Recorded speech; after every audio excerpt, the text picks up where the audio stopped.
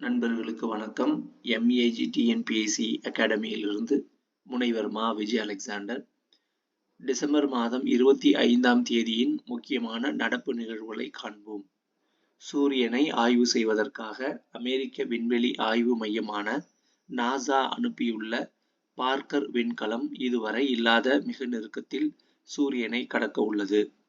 Parker விண்கலம் சூரியனை கடக்கும்போது 1700 டிகிரி ஃபாரன்ஹீட் வரை அதன் வெப்பம் அதிகரிக்கும் என்று எதிர்பார்க்கப்படுகிறது.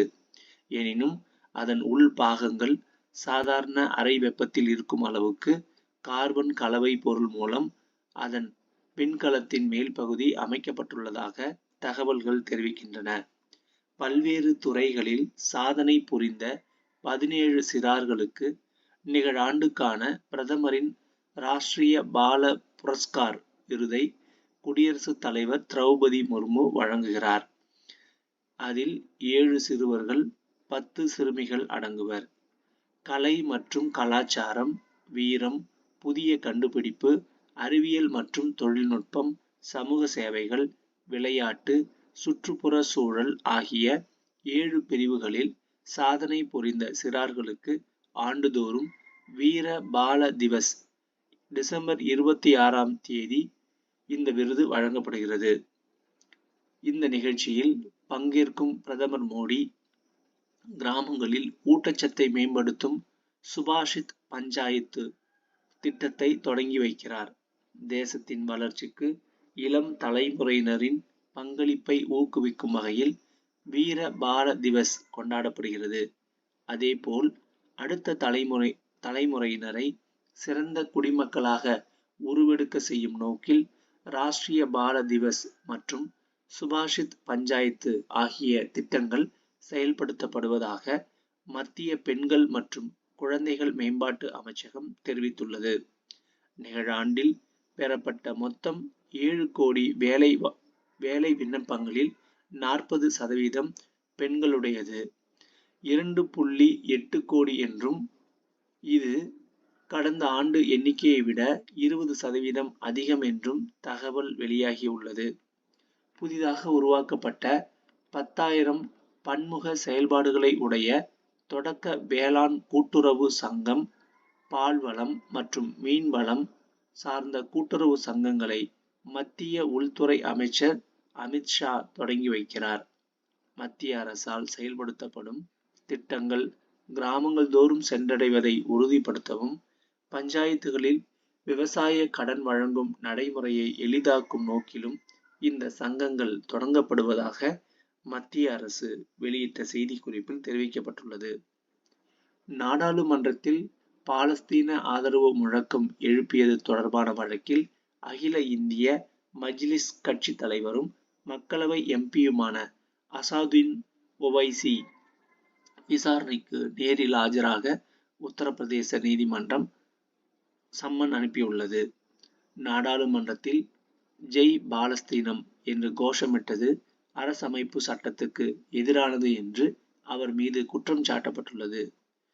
மதுரை அரிட்டாப்பட்டியில் டங்ஸ்டன் கனிம சுரங்கம் அமைய உள்ள இடத்தில் மறு ஆய்வு உட்படுத்துமாறு இந்திய புவியியல் ஆய்வு மையத்தை கேட்டுக்கொண்டுள்ளதாக மத்திய சுரங்கத்துறை அமைச்சகம் அறிவித்துள்ளது. சுரங்கம் மற்றும் கனிமங்கள் சட்டம் 1957இல் திருத்தம் செய்யப்பட்டு 2023இல் கொண்டுவரப்பட்ட திருத்த சட்டம் 2023 ஆகஸ்ட் 17இல் அமலுக்கு வந்தது. இந்த சட்டத்தின்படி 11D பிரிவின்படி டங்ஸ்டன் உள்ளிட்ட மிக முக்கிய கனிமங்களை பிரத்யேகமாக ஏல குத்தகைக்கு விடும் அதிகாரம் மத்திய அரசுக்கு உண்டு என்று தெரிவிக்கிறது. தேசத்தின் பொருளாதார வளர்ச்சி நலன்களை கவனத்தில் கொண்டு முக்கிய கனிமங்களை ஏலத்தில் விடுவது மட்டுமே மத்திய சுரங்கத்துறையின் பங்கு ஆகும்.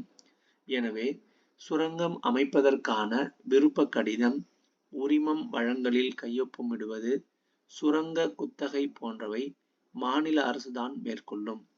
சுரங்க பணிகள் தொடங்கியதும் அதிலிருந்து கிடைக்கும் அனைத்து வருவாயும் மாநிலத்துக்கே செல்லும் என்பது குறிப்பிடத்தக்கது. தேர்தல் நடத்தை விதிகள் 1961இல் மத்திய அரசு அண்மையில் மேற்கொண்ட திருத்தத்துக்கு எதிராக காங்கிரஸ் கட்சி உச்சநீதிமன்றத்தில் மனு தாக்கல் செய்தது.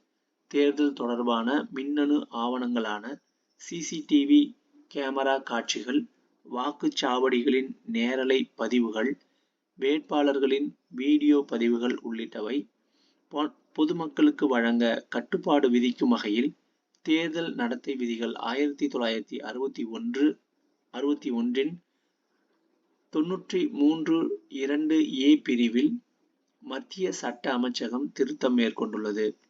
பழங்குடியின சுதந்திர போராட்ட வீரர் பிர்சா முண்டா பிறந்த நாள் பழங்குடியினரின் பெருமை தினம் என்று அழைக்கப்படும் ஜன்ஜாதியா கௌரவ் திவாஸ் கொண்டாடப்படுகிறது. முன்னாள் பிரதமர் அடல் பிகாரி வாஜ்பாய் அவர்களின் பிறந்த நாள் டிசம்பர் 25. இறக்குமதி ஏற்றுமதி வர்த்தகத்தின் அடிப்படையில்தான் நாட்டின் பொருளாதார ஸ்திரத்தன்மை அளவிடப்படுகிறது. முழுமையான வர்த்தக சமநிலை, அதாவது பேலன்ஸ் ஆஃப் ட்ரேட் என்பது சர்வதேச வர்த்தகத்தில் இருப்பதில்லை. இறக்குமதியை விட ஏற்றுமதியின் அளவு அதிகமானால் வர்த்தக உபரியும், அதாவது ட்ரேட் சர்ப்ளஸ், ஏற்றுமதி விட இறக்குமதியின் அளவு அதிகமானால் வர்த்தக பற்றாக்குறையும், அதாவது ட்ரேட் டெபிசிட் ஏற்படும்.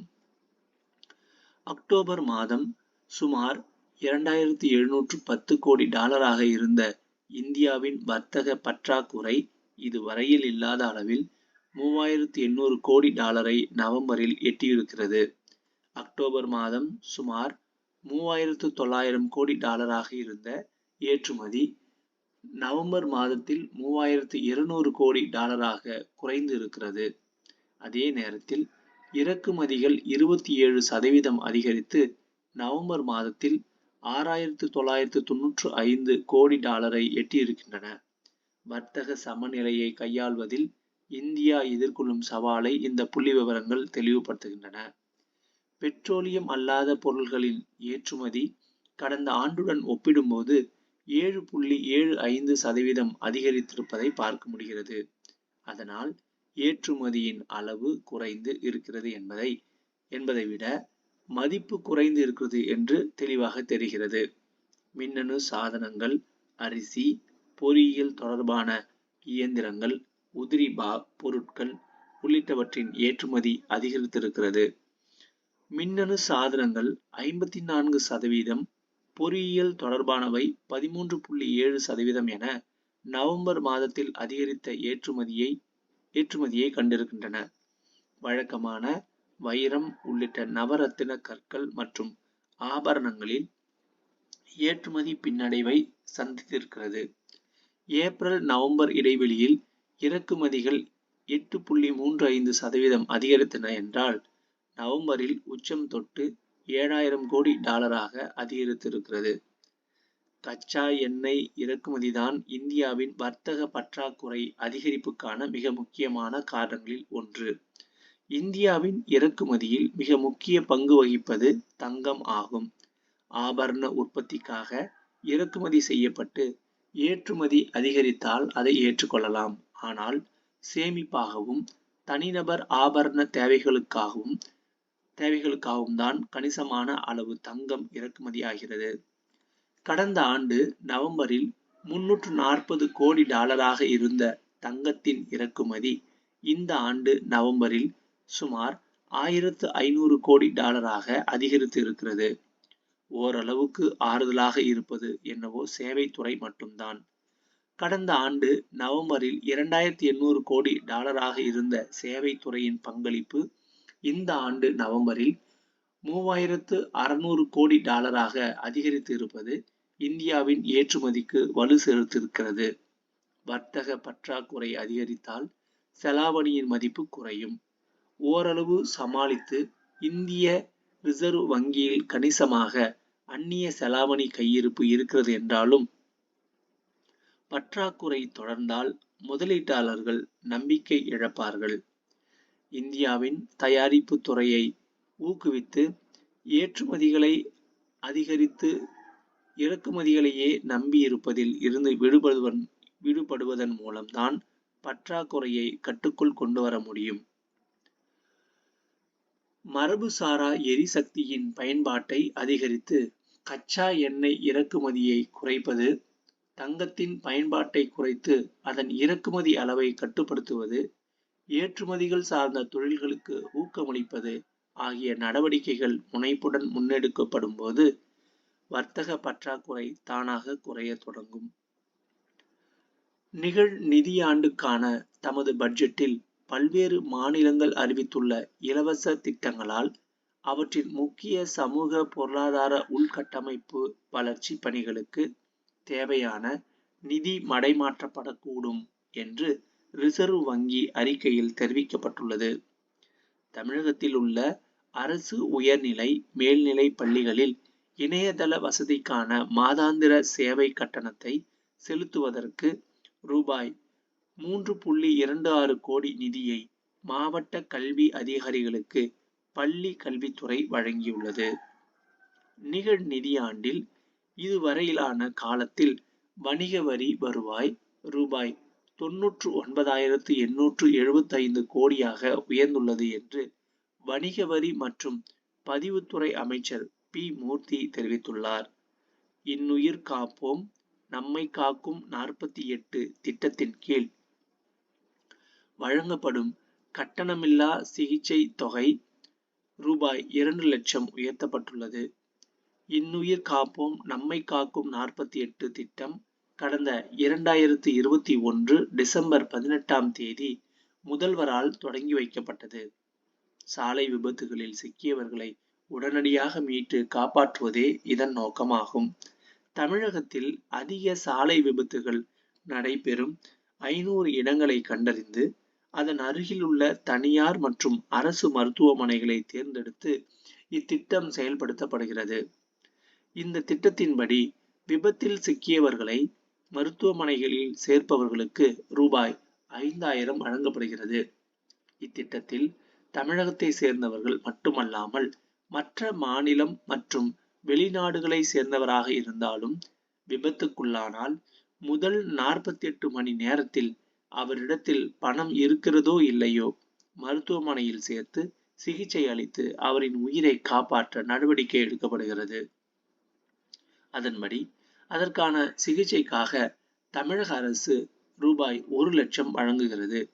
இந்த திட்டத்தில் கடந்த 3 ஆண்டுகளில் 3,20,264 பேர் விபத்து காய சிகிச்சை கட்டணமின்றி பெற்றுள்ளனர் என்பது குறிப்பிடத்தக்கது. Public relation society of India அமைப்பின் தேசிய மாநாட்டில் தமிழகத்தை சேர்ந்த 9 நிறுவனங்களுக்கு விருதுகள் வழங்கப்பட்டுள்ளன. நன்றி.